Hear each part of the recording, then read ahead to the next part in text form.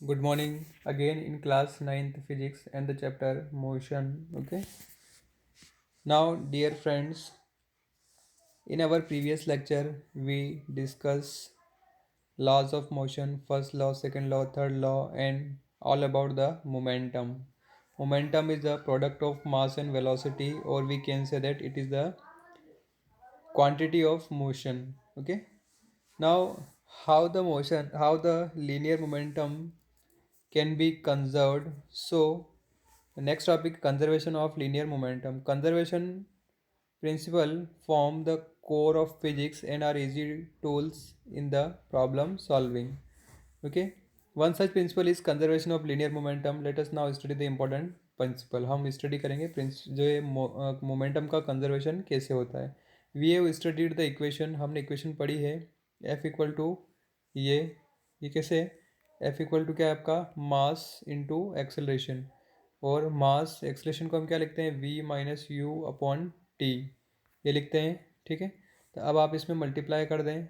ये हो जाएगा आपका m v minus m u और अपॉन टी. वही इक्वेशन यहाँ पे लिखी हुई है. ये देखिए आप लोग. ठीक है. तो एफ एक्सटर्नल क्या हो जाएगा. हमने मान लिया कि एक्सटर्नल फोर्स है जो हम लगा रहे हैं m v minus m you upon t. T का इधर मल्टीप्लाई कर दें तो एफ एक्सटर्नल इंटू टी. ये ज़ीरो ज़ीरो क्यों हुआ. हमने मान लिया कि ये जो टर्म्स है ये क्या है. ये m v minus m u equal to zero. अगर मान लीजिए फोर्स इंटू टाइम अगर ज़ीरो हो जाए इसका मतलब क्या हुआ. ठीक है. देखिए यहाँ पे आप देखो एफ एक्सटर्नल इक्वल टू ये हमारे पास में फॉर्मूला ये वाला. अगर हम फोर्स इंटू टाइम ज़ीरो कर दें. फोर्स इंटू टाइम क्या कर दें ज़ीरो कर दें. ठीक है. तो हमारे पास में m v minus m u equal to क्या हो जाएगा ज़ीरो. मतलब m we equal to m u. The final momentum is equal to the initial momentum. इसका मतलब ये हुआ कि ये फाइनल मोमेंटम है एम वी और इनिशियल मोमेंटम क्या है एम यू. दोनों बराबर हो जाएंगे. Change in momentum is zero. Change in momentum is zero. That is the momentum is conserved. Now f external into t equal to 0 when f external is 0. Thus conservation of linear momentum may be stated as when external force acting on a particle is or system is 0, the total linear momentum of the system remains constant. जब external force अगर मान लीजिए zero हो जाए. ठीक है. External force अगर क्या हो जाए ज़ीरो हो जाए किसी भी सिस्टम पर तो जो टोटल लीनियर मोमेंटम होगा सिस्टम का वो क्या हो जाएगा कांस्टेंट होगा या कंजर्व होगा. Now what is the system. हम अब समझिए सर सिस्टम क्या है. A system is a body और a set of bodies under consideration. हम मान लें कि सिस्टम जो है वो क्या है सेट ऑफ बॉडी या कुछ बॉडी है. बॉडी मतलब object. The choice of a system depends on your thinking. आप कुछ भी सोच सकते हैं. You may take each body as a separate system और combination of bodies as one system for applying conservation of linear momentum. Generally speaking it is easy to solve a problem if we take two bodies in a system as compared to the case when each body is taken as separate system. हम initially हम ये assume कर लें कि हर एक body एक system है. जैसे मान लें कोई कार है कोई ट्रक है कोई बस है. ये सारा क्या है एक सिस्टम है. मोटरसाइकिल ये सब एक सिस्टम हो गया. Caution before applying conservation of linear momentum ensure that the external force acting on system is zero. आपको ये ध्यान रखना है कि एक्सटर्नल फोर्स उस सिस्टम पर क्या होगा जीरो होगा. A system on which the net external force zero is called isolated system. एक ऐसा सिस्टम जिस पर नेट एक्सटर्नल फोर्स क्या रहे जीरो रहे उसको हम क्या बोलते हैं आइसोलेटेड सिस्टम बोलते हैं. If external unbalanced force are acting on the system then conservation of linear momentum cannot be applied. If external unbalanced forces are acting on system. अगर मान लीजिए अनबैलेंस्ड फोर्सेस अगर उसके ऊपर लग रहा है तो कंजर्वेशन ऑफ मोमेंटम हम अप्लाई नहीं कर सकते. ठीक है. ये याद रखना है आपको. Now collision between two bodies. अब हमने मोमेंटम पढ़ लिया. अब हम पढ़ेंगे कॉलिजन. कॉलिजन मतलब क्या होता है टकराना. ठीक है. दो बॉडी का आपस में टकराना जिसको हम क्या बोलते हैं collision. Now let us understand conservation of linear momentum in details. An example of head on collision of two bodies. देखिए एक ए बॉडी है जिसका मास कितना है एम ए. इसकी इनिशियल वेलोसिटी कितनी है यू ए. दूसरी बॉडी बी इसका मास एम बी और velocity u B, initial velocity before collision, ये जब टकराए नहीं थे, ठीक है। जब ये आपस में टकराए, ठीक है, तो क्या करेंगे, एक दूसरे के पास में आएंगे तो एक दूसरे के ऊपर फोर्स लगाएंगे, जैसे टकराएंगे ड्यूरिंग कोलिजन क्या होगा, ये बी वाला जो ऑब्जेक्ट है ये इस ए वाले पे फोर्स लगाएगा, मतलब हम क्या बोलेंगे, एफ ए बी, मतलब force on A due to B. और इधर जो है ये ए वाला इस बी वाले पे फोर्स लगाएगा, मतलब हम बोलेंगे force on B due to A. और आफ्टर कोलिजन क्या हो जाएगा, ये फिर अलग अलग हो जाएंगे, टकराने के बाद में फिर क्या होंगे, अलग अलग होंगे। तो हो सकता है कि इनका मास तो वही रहेगा, एम बी तो वही है, लेकिन इनकी वेलोसिटी चेंज हो जाएगी, ये वी ए हो गया और ये क्या हो गया, वी बी हो गया, ठीक है। ये हमने यहाँ पे लिख लिया। Suppose two balls A and B are moving in the same direction along the line on a frictionless horizontal surface with velocities u A and u B respectively, let u is greater than u B. हम ये मान के चलें कि इसकी velocity से ज़्यादा है तभी टकराएगा आके, ओके।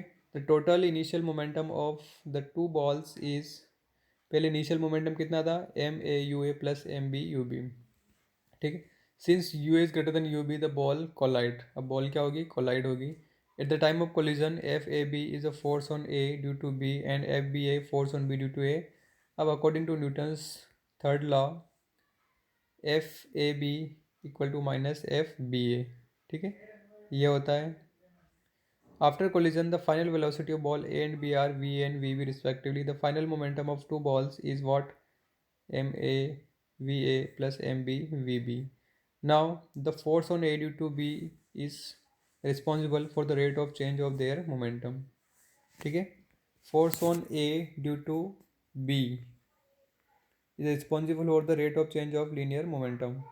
ठीक है, एक दूसरे के ऊपर जो फोर्स लगा रहे वही क्या होगा, रिस्पॉन्सिबल होगा। तो यहाँ पर देखिए हमने मान लिया एफ ए बी जो है वो क्या है, एफ ए B mass into M, formula हमारे पास में क्या है, M V M you upon T, ठीक है। तो M A V A minus M A you A, हमने ए के लिए हम ले रहे हैं, ठीक है। तो एम ए बाहर ले लिया, U A minus V A minus U A upon T, where T is a time interval of collision. Similarly force on B due to A, उस तरीके से हम एफ बी के लिए फॉर्मूला लिख लेंगे, m A V A minus M A V a upon T, ठीक है।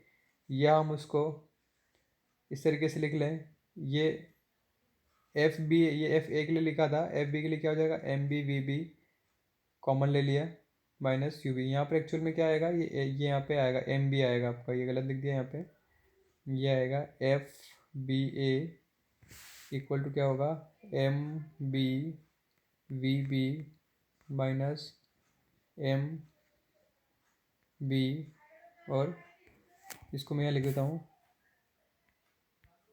ये इसको चेंज करेंगे आप, है ना। ये क्या है, m b v b minus M B और ये यू बी अपॉन टी। अब इसमें एम बी कॉमन ले लिया तो v b minus u b हो गया।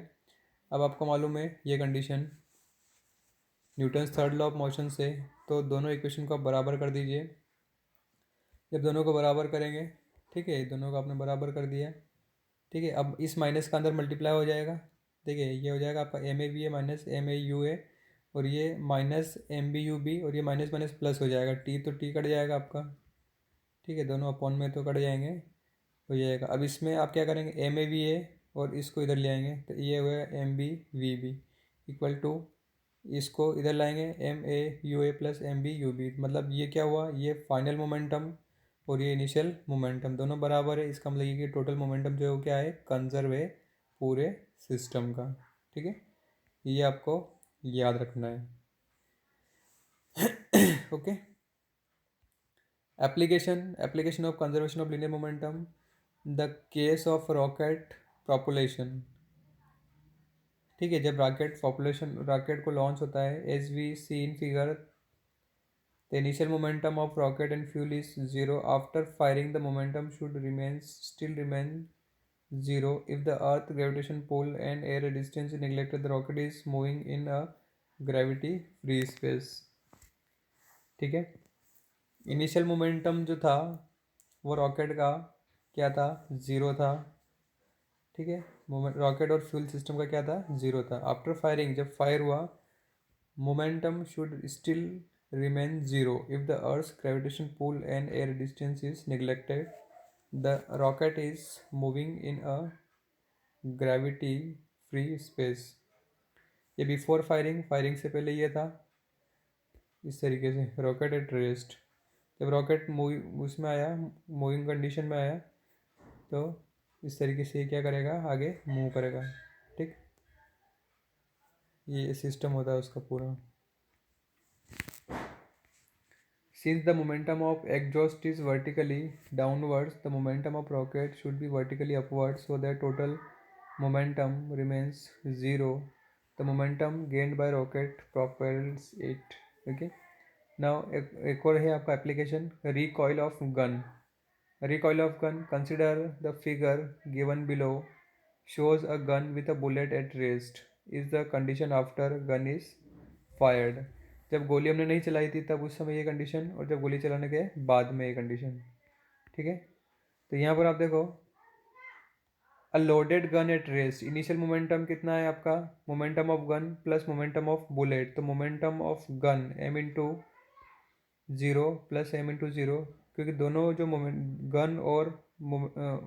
गन और बुलेट दोनों अपनी जगह पे रुकी हुई थी, वेलोसिटी बिल्कुल ज़ीरो थी। ठीक है, momentum fired, bullet fired from the gun, जब बुलेट फायर्ड होगी तो फाइनल मोमेंटम क्या होगा, momentum of gun plus momentum of bullet, तो मोमेंटम ऑफ गन पीछे की तरफ आएगी मतलब माइनस एम वी, और बुलेट आगे तरफ जाएगी एम वी। ठीक है, since no external force are acting, जब कोई भी एक्सटर्नल फोर्स के ऊपर नहीं लग रहा है तो फाइनल मोमेंटम इनिशियल के बराबर होगा। ठीक है, तो m v plus m v small v equal to क्या होगा, ज़ीरो, क्योंकि ये तो ऑलरेडी ज़ीरो है। ठीक है, या हम ये बोल सकते हैं minus M capital M we equal to M V, या V equal to M V upon V. ये फॉर्मूला यूज़ होगा बहुत सारे न्यूमेरिकल में। That is the gun recoil. ये जो वेलोसिटी है किसकी है, गन रिकॉइल, मतलब ये जो गन पीछे की तरफ आएगी आप गोली छूटने के बाद में। ठीक है, ये फार्मूला आपको याद रखना है, एप्लीकेशन है, आप इसको लिख लेंगे अपनी कॉपी में। ओके।